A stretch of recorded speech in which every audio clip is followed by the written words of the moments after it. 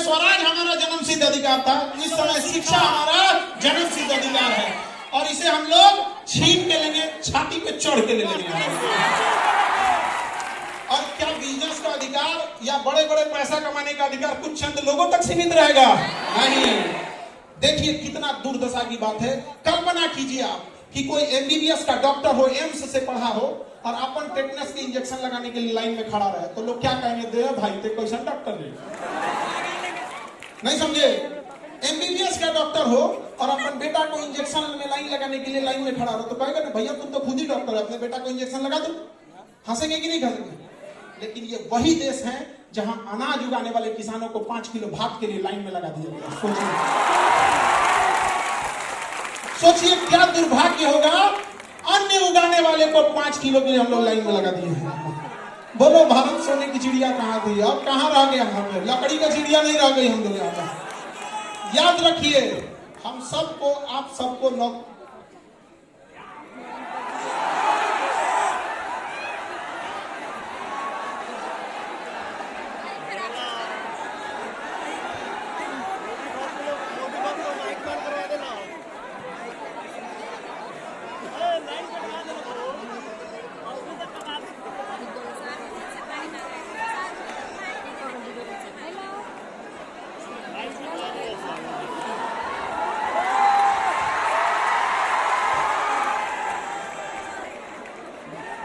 तनीसा सरकार से माइक पूछे तो लगता है माइक वो सरकारी था।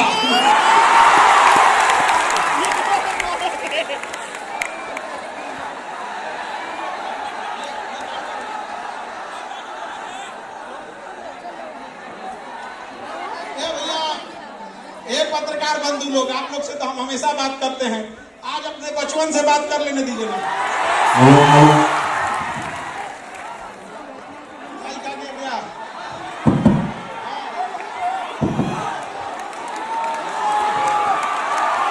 माइको नहीं सुन पाया था, बर्दाश्त नहीं कर पाया, बेचारा भूखा गया हुआ।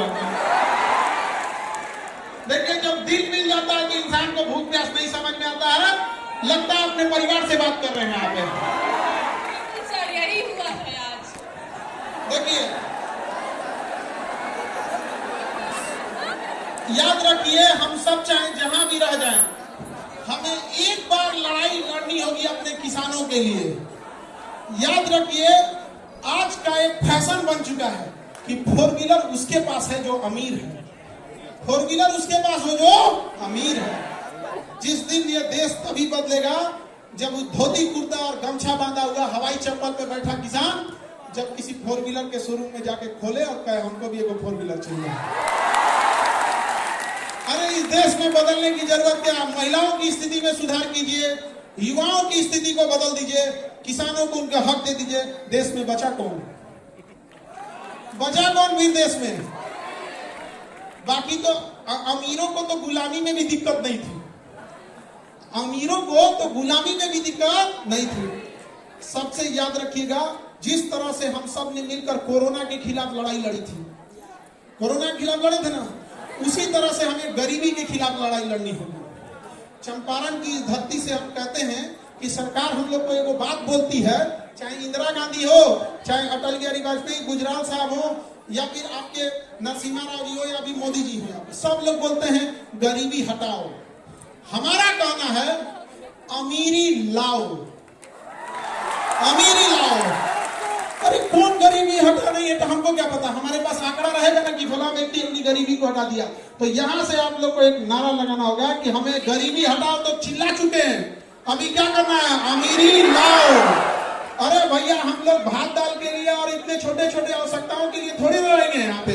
हमारे यहाँ बुजुर्गों को देख के देखिए बेचारों का शरीर झुक गया है यहाँ पर। उन्होंने पता है शरीर बुढ़ापे में कब झुकता है? जब पूरे जीवन अगर आपको कैल्शियम की कमी है, पूरे जीवन आयरन की कमी है, पूरा जीवन, तभी बुढ़ापा में आपका शरीर झुकेगा।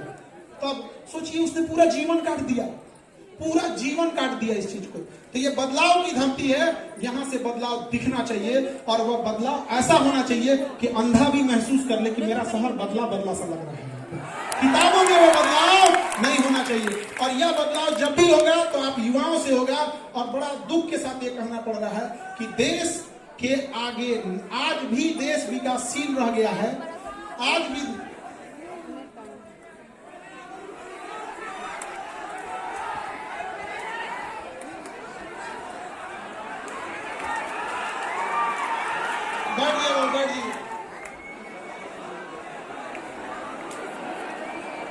देखिए, आजादी के बाद आज तक हम लोग अपने देश के लिए, आज भी अगर आप गौर से देखिएगा तो आजादी के इतने साल बाद भी हम लोग जूझ रहे हैं अपनी मूलभूत समस्याओं से। उसका एक बड़ा कारण है, हम पुरुषों ने महिलाओं को घर में बांध के रख दिया, ना उन्हें पढ़ने दिया, ना उन्हें बिजनेस में आगे बढ़ने दिए, ना उन्हें व्यापार करने दिए। उसका कारण क्या है पता है? एक पुरुष को पता है कि दूसरा पुरुष किसी महिला को किस नजर से देख रहा होता है। नजर तुम्हारी खराब, बंदिश उन पे लगा दिए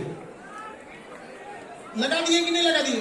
तो याद रखिए महिलाओं लोग, जिस दिन आप कदम से कदम मिला के चलना चालू कर दी, उस दिन देश को बदलने से कोई नहीं रोक सकता है।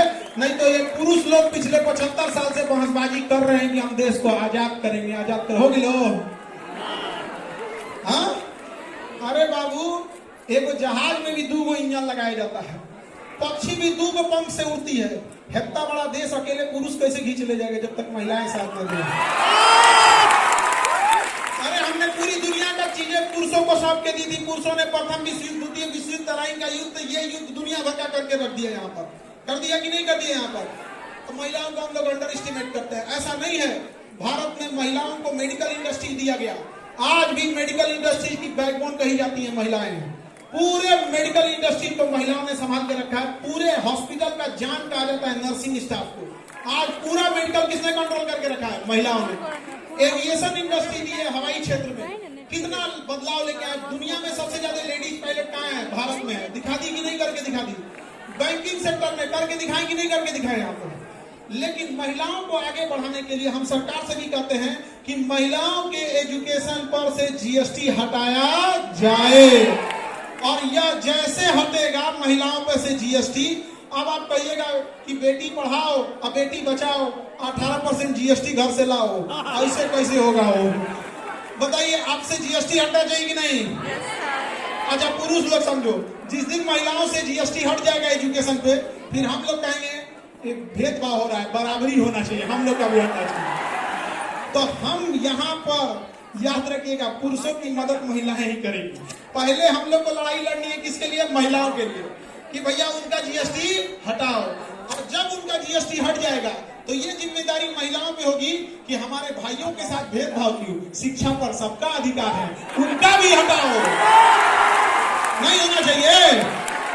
याद रखिएगा, हमें वहां दिया जलाना है जहां अभी तक अंधेरा है। और शिक्षा कश्मीर से कन्याकुमारी तक हर गरीब तक पहुंचना चाहिए। हमारे यहाँ जब कोई रिजल्ट लेके आता है तो उसके पिताजी कहते हैं कि मेरी बेटी है, हम तो चाय बेचते थे, हिम्मत नहीं किए थे कि इतना हो जाएगा यहाँ पर। हमारे यहाँ एक लड़की बीपीएससी में सेलेक्ट हुई, ज्योत्सना नाम था। बियाह के 17 साल बाद उसने बीपीएससी का एग्जाम दिया। कहा कि सर बड़ा सस्ता था, मैं एडमिशन ले लिए, अब पढ़ने लगे, इतना आराम से पढ़ाई कि पढ़ते पढ़ते कब हम बीपीएससी के अधिकारी हो गए पता नहीं चला। सोचिए, अगर लाख रुपया फीस रहती तो कोई हिम्मत करता? कोई हिम्मत नहीं करता। अरे हम लोग के पास पैसे का अभाव रह गया तो लोग हमको अलग अलग